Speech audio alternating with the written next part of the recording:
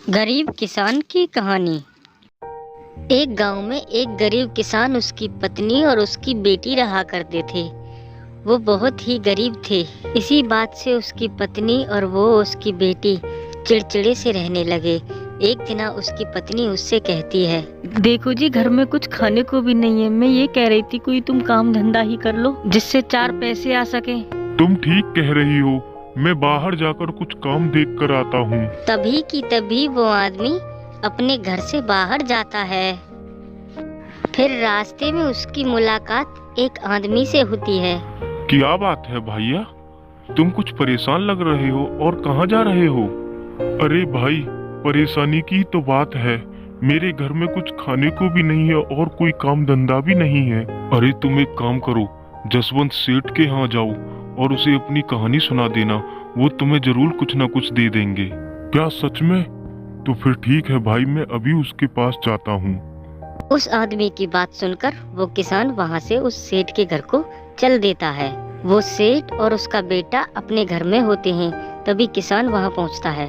राम राम सेठ जी। राम राम राम राम। अरे भाई, कौन हो तुम? मैं तो तुम्हें नहीं जानता। सेठ जी, मुझे बबलू ने भेजा है। मैं एक बहुत गरीब किसान हूँ। मेरे घर में कुछ खाने को भी नहीं है। तुमने यहाँ कोई खैराती खाना समझ रखा है? चले जाओ यहाँ से। आ जाते हैं मुंह उठा उठा के। रुको बेटा, ये यहाँ खुद नहीं आया, इसकी मजबूरी यहाँ इसे लेकर आई है।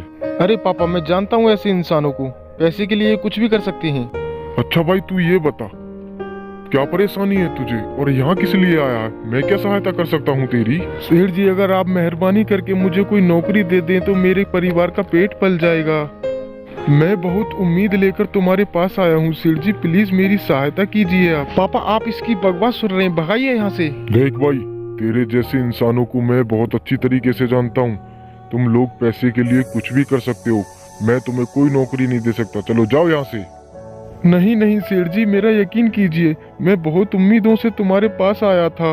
मेरे घर में खाने को एक दाना भी नहीं है। मेरी बीवी और मेरी बच्ची ने 3 दिन से कुछ नहीं खाया। सेठ, मेरा यकीन कीजिए, मुझे नौकरी दे दीजिए आप। फिर सेठ का बेटा उसकी तरफ आंखें निकालकर उसे डराकर वहाँ से भगा देता है। बेचारा बेबस किसान दुखी होकर वहाँ से चला जाता है। पापा, ऐसे फटीचर लोगों को मैं बहुत अच्छी तरीके से जानता हूँ।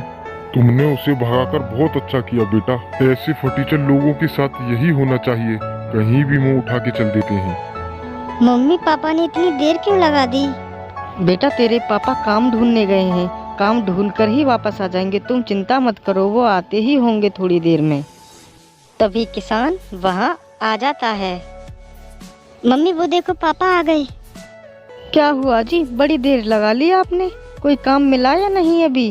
सावित्री, हमारी किस्मत में धक्के खाना ही लिखा। मैं एक सेठ के पास गया था, उन्होंने मुझे बेइज्जत करके भगा दिया। कोई बात नहीं जी, गिरे में सब लात मारते हैं। आज हमारी किस्मत खराब है, इसलिए कोई हमारा साथ नहीं दे रहा। ठीक है सावित्री, मैं बहुत थक गया हूँ, जाके आराम करता हूँ। तभी किसान दुखी होकर अपने कमरे में चला जाता है। फिर अगले दिन वो सेठ बारिश में भीगता हुआ आता है। अरे, ये तो वही सेठ है जिसके घर पे मैं नौकरी मांगने गया था। लगता है ये बारिश से परेशान है। फिर किसान सेठ को बुलाता है। अरे सेठ जी, बारिश में मत भीगिए, आप बीमार हो जाओगे। मेरे घर के अंदर आ जाइए, जब बारिश चली जाए तब चले जाना। फिर सेठ किसान को देखकर सोचता है, अरे, ये तो वही आदमी है जो मेरे घर पे नौकरी मांगने आया था और मैंने इसे भगा दिया था। चलो थोड़ी देर इसी के घर में काट लेता हूँ। फिर सेठ किसान के घर में चला जाता है।